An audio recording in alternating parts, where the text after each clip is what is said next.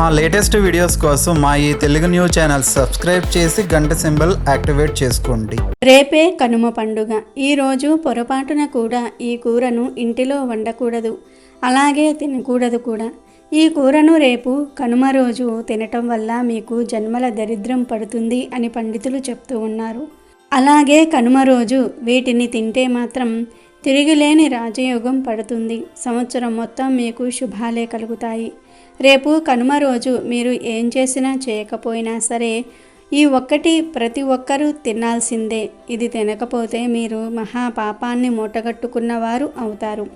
అంతేకాదు కనుమ రోజు ఈ ఒక్కటి తినకపోతే యముడి కోపానికి గురి అవుతారు. యముడు కష్టాల పాలు చేస్తాడని, అపమృత్యు దోషాలను కలిగిస్తాడని పండితులు చెప్తూ ఉన్నారు.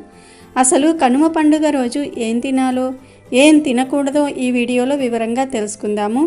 అలాగే కనుమ పండుగ విశిష్టతను, ఆ రోజున తప్పకుండా ఆచరించవలసిన ఆచారాల గురించి కూడా ఈ వీడియోలో వివరంగా తెలుసుకుందాము. అంతకన్నా ముందు మా వీడియో నచ్చితే లైక్ చేసి షేర్ చేయండి. అలాగే మా ఛానల్ని కూడా సబ్స్క్రైబ్ చేసుకోండి. ఇక వీడియోలోకి వస్తే సంక్రాంతి తర్వాత వచ్చే పండుగే కనుమ పండుగ. కనుమ పండుగను పట్టణాల్లో కంటే పల్లెటూర్లలో బాగా జరుపుకుంటూ ఉంటారు. ఈ పండుగను పశువుల పండుగ అని కూడా అంటారు. ఈ రోజున మనకు అన్నం పెట్టే భూమికి, గోవులకు, ఎడ్లకు పూజలు చేస్తారు. అయితే సంక్రాంతి తర్వాత వచ్చే కనుమ పండుగ ప్రత్యేకత గురించి తెలుసుకుందాము. కనుమ రోజు ఆరెంజ్ కలర్ దుస్తులను ధరిస్తే మంచిది. ఈ రంగు దుస్తులను ధరిస్తే సుఖశాంతులు, అష్టైశ్వర్యాలు ప్రాప్తిస్తాయని జ్యోతిష్య శాస్త్రం చెప్తోంది. ఈ కనుమ పండుగ రోజున రైతులకు వ్యవసాయంలో సహకరించే పశువులను పూజించటం ఆచారంగా పాటిస్తారు. ఈ రోజున పశువుల పాకను చక్కగా అలంకరించి అక్కడ పాలు, కొత్త బియ్యంతో పొంగలి వండుతారు. ఈ పొంగలిని దేవునికి నైవేద్యంగా పెట్టి తర్వాత పొలానికి తీసుకుని వెళ్ళి చల్లుతారు. దీన్ని పోలి చల్లటం అని అంటారు. పోలి చల్లటం అంటే సంవత్సరం పాటు పండే పంటలకు చీడ పురుగులు సోకకుండా కాపాడమని దేవతలను ప్రార్థిస్తారు. ఇలా చేస్తే పంటలు బాగా పండుతాయని రైతుల నమ్మకము. ఈ రోజున ఆవులు, గేదెలు, ఎద్దులు, దున్నలను పసుపు, కుంకుమ, పూలు, బెలూన్లతో అందంగా అలంకరించి కాళ్లకు గజ్జలు, మెడలో గంటలు వేసి పూజిస్తారు. ఈ రోజున పశువులతో ఎటువంటి పని చేయించకుండా చాలా ప్రేమగా చూసుకుంటూ ఉంటారు. వారికి పంట పండించటంలో సహకరించిన ఈ పశువులను దైవంగా భావించి వాటిని పూజిస్తారు. అయితే కొన్ని పల్లెటూర్లలో కనుమకు ఒక ప్రత్యేకత ఉంది. ఈ కనుమ పండుగ రోజు రథం ముగ్గును తప్పనిసరిగా వేస్తారు. ఇలా కనుమ రోజున రథం ముగ్గు వేయడానికి ఒక కారణం కూడా ఉందని పెద్దలు చెప్తూ ఉంటారు. రథం ముగ్గు విశిష్టత ఏమిటి అంటే ప్రతి మనిషి శరీరం ఒక రథమని, ఆ దేహమనే రథాన్ని నడిపేవాడు పరమాత్ముడు అని భావిస్తారు. తనను సరైన దారిలో నడిపించమని కోరుతూ పరమాత్మను ప్రార్థించటమే ఈ రథం ముగ్గులో దాగి ఉన్న ఆంతర్యము. ఉత్తరాయణ పుణ్యకాలంలో వచ్చిన సంక్రాంతి పురుషుడు శుభాలను కలిగించాలని కోరుతూ ఇంటి ముంగిట రథం ముగ్గు వేసి పువ్వులు, పసుపు, కుంకుమలతో పూజ చేసి గౌరవంగా ఇంటి నుంచి పొలిమేర వరకు సాగనంపుతారు. ప్రచారంలో ఉన్న మరొక ఆధ్యాత్మిక విషయం ఏమిటి అంటే బలిచక్రవర్తి పాతాళ లోకం నుంచి భూలోకానికి వచ్చి ఈ 3 రోజులు గడుపుతాడని పురాణాల కథనం. పండుగ పూర్తయిన తర్వాత బలిచక్రవర్తిని తిరిగి అతని సాగనంపుటకు ఇంటింటా రథం ముగ్గులేస్తారని ఓ కథ. కనుమకు సంబంధించిన ఒక కథ ప్రాచుర్యంలో ఉంది. ఓసారి పరమశివుడు తన నంది వాహనాన్ని పిలిచి భూలోకంలో ఉన్న ప్రజలకు ఏ సందేశాన్ని అందించి రమ్మని చెప్పాడు. రోజు చక్కగా ఒంటికి నూనె పట్టించి స్నానం చేయమని, నెలకు ఓసారి మాత్రమే ఆహారం తీసుకోమన్నదే ఆ సందేశం. కానీ పాపం నంది కంగారు పడిపోయి రోజూ చక్కగా తినమని, నెలకు ఓసారి మాత్రమే ఒంటికి నూనె పట్టించి స్నానం చేయమని చెప్పాడు. నంది చేసిన నిర్వాకానికి కోపించిన శివుడు, మానవులు రోజూ తినాలంటే బోలెడు ఆహారాన్ని పండించాలి కదా, అందుకని ఆ ఆహారాన్ని పండించటంలో నువ్వే పోయి సాయపడు అని శపించాడు. అప్పటి నుంచి రైతులు ఆహారాన్ని పండించటంలో ఎద్దులు సాయపడుతూ వస్తున్నాయనేది పురాణాలలోని గాథ. కనుమ రోజు ప్రతి ఒక్కరూ వారి ఇంటి ముందు వడ్ల కుచ్చులను అంటే వరి కంకులను ఇంటి ముందు భాగంలో తగిలించాలి. ఇలా తగిలించటం వల్ల మీ ఇంటి చుట్టుప్రక్కల ఉండే పక్షులు వచ్చి ఆ వడ్లను తింటాయి. ఎప్పుడైతే పిచ్చుకలు మీరు ఇంటి ముందు తగిలించిన వడ్లను తింటాయో అప్పుడు నుంచి ఇక మీ జీవితానికి తిరిగనేదే ఉండదు. మీకు మీ కుటుంబానికి చాలా మేలు జరుగుతుంది. కనుమ రోజున ఇలా పిచ్చుకలకు ఆహారం పెట్టడం వల్ల మీ జీవితంలో ఉన్న సమస్యలు తొలగిపోతాయి. ఇక మీ జాతకంలో ఉండే దోషాలు పోవాలి అంటే రేపు కనుమ రోజు మీ ఊరిలో ఉన్న గ్రామదేవత గుడికి వెళ్ళి అక్కడ కుంకుమ పూజ చేయించాలి. పూజ చేయటం కుదరని వారు కనీసము ఆ తల్లి గుడి దగ్గరకు వెళ్ళి ఆ తల్లికి వడపప్పు బెల్లాన్ని నైవేద్యంగా పెట్టి మీరు తినాలి. ఇలా కనుమ రోజు చేయటం వల్ల మీ జాతకంలో ఉన్న దోషాలు తొలగిపోతాయని పండితులు చెప్తూ ఉన్నారు. అలాగే గ్రామదేవతలకు రేపు పెరగన్నం నైవేద్యంగా పెట్టాలి. ఇలా పెట్టడం వల్ల ఇంటిలో వారికి ఆరోగ్య సమస్యలు తలెత్తకుండా ఉంటాయి. మంచి ఆరోగ్యం లభిస్తుంది. వాహన ప్రమాదాలు తప్పిపోతాయి.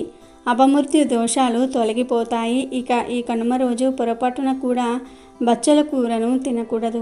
బచ్చల కూరను రేపు కనుమ రోజున ఇంటిలో వండినా లేదా తిన్నా అష్టదరిద్రాలు అనుభవిస్తారు. కటిక దరిద్రాన్ని అనుభవిస్తారు. బచ్చల కూరతో పాటు పొట్లకాయను కూడా కనుమ రోజు తినకూడదు. ఈ 2 కూరలు రేపు కనుమ రోజు తింటే మిమ్మల్ని దరిద్రం పట్టి పీడిస్తుంది.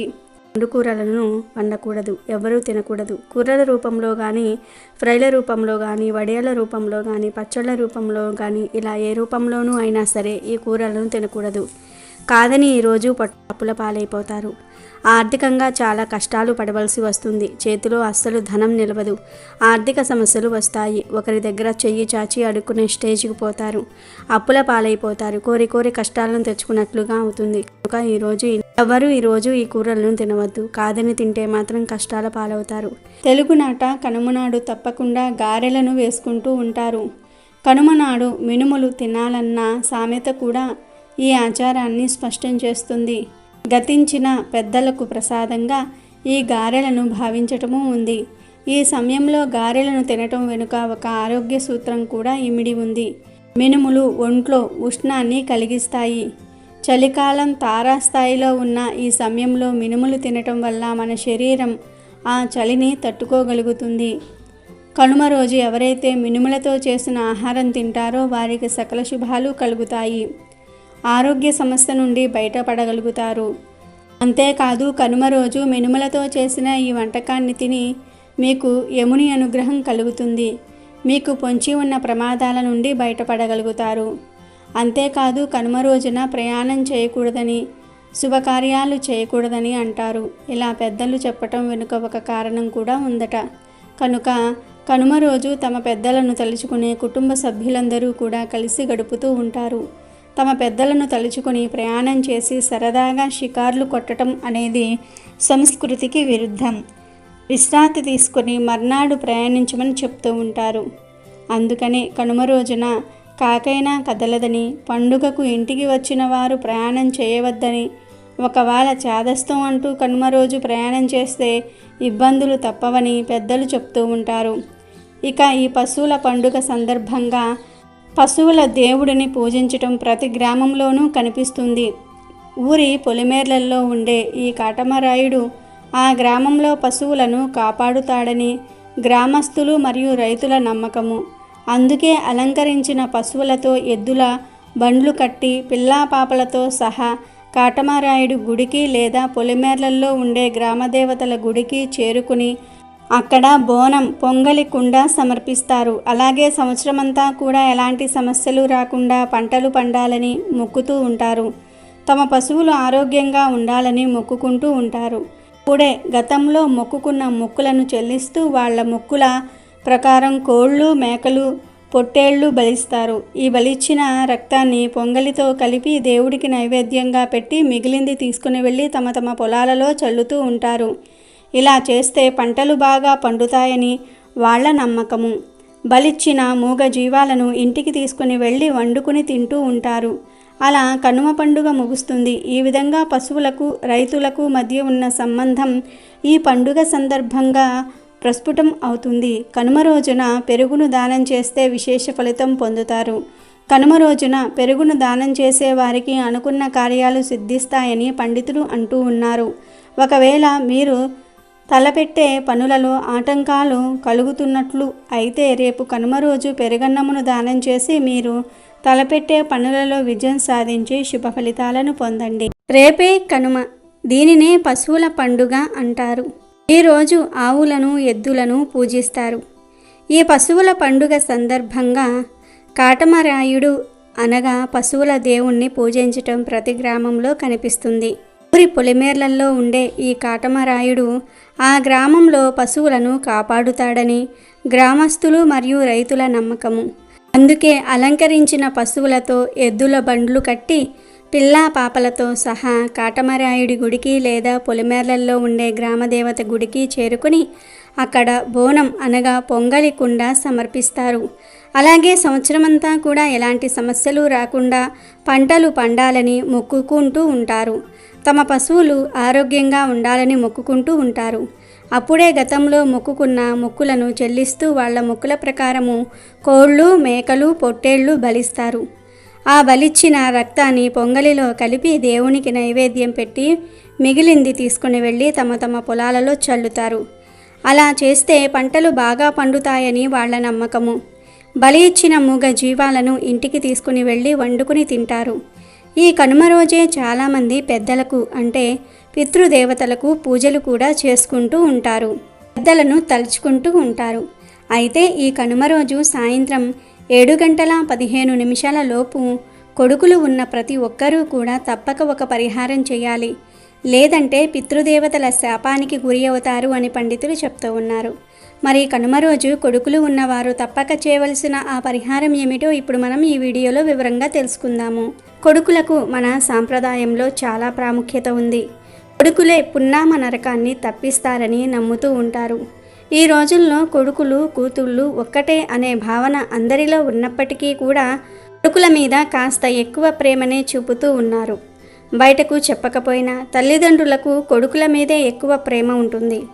అంటే భారతదేశంలో మాత్రమే ఇలా జరుగుతుంది. వేరే దేశాల్లో కొడుకులైనా కూతుళ్ళైనా సరే ఒక వయసు వచ్చాక తల్లిదండ్రుల దగ్గర ఉండరు, సపరేట్గా ఉంటారు. ఇక వారు తల్లిదండ్రులను అంతగా పట్టించుకోరు. ఇది వేరే దేశాల వారి సంస్కృతి. కానీ మన భారతీయ సంస్కృతి మాత్రం వేరు. మగపిల్లలైనా ఆడపిల్లలైనా తల్లిదండ్రుల దగ్గరే ఉంటారు. ఆడపిల్లలు మాత్రం పెళ్లి చేసుకుని అత్తవారింటికి వెళ్ళిపోతారు.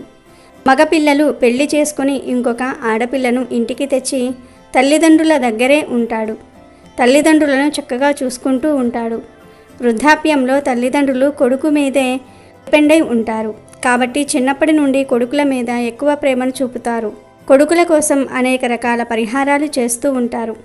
అలా వారు చేసే పరిహారాల వలనే కొడుకులు బాగా వృద్ధిలోనికి కూడా వస్తారు. కొడుకుల మీద ప్రతి తల్లికి చెప్పలేనంత ప్రేమ ఉంటుంది.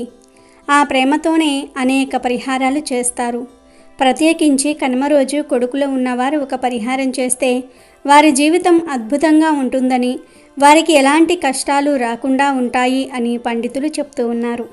అసలు ఏం చెయ్యాలి అంటే కొడుకులు ఉన్న వారందరూ కూడా ఈరోజు వారి చేతికి ఒక 1/4 కేజీ నానబెట్టిన మినుముల్లో బెల్లం కలిపి ఇచ్చి ఆ మినుములను గోవుకి తినిపించేలాగా చేయండి. కనుమ రోజు ఇలా కొడుకుల చేత ఆవుకు మినుములను తినిపిస్తే వారికి జరగాల్సిన అనేక ప్రమాదాల నుండి ఆవు తొలగిస్తుంది. అలా తినిపించటం వలన మీ కొడుకుల ఒంట్లో ఉండే అనారోగ్యాలన్నీ కూడా ఆవు లాగేసుకుంటుంది. మగ సంతానం ఇలా ఈరోజు ఆవుకు మినుములను తినిపిస్తే వారికి చాలా మంచి జరుగుతుంది. కనుక మగపిల్లలు ఉన్నవారందరూ కూడా కనుమ రోజు వారితో ఈ చిన్న పనిని చేయించండి. అలాగే ఈరోజు మీ కొడుకులు కూడా మినుములతో చేసిన పదార్థాలు అంటే గారెలు కానీ సున్నుండలు, వడలు లాంటివి తినేటట్లుగా చూసుకోండి. మీరే ప్రేమగా తినిపించండి. ఇలా చేయటం వలన సంవత్సరం పొడుగునా మీ పిల్లలకు ఎటువంటి ఆరోగ్య సమస్యలు రాకుండా ఉంటాయి. అలాగే కొడుకులు ఉన్న తల్లిదండ్రులు మీ పెద్దలకు తప్పనిసరిగా పూజలు చేయండి.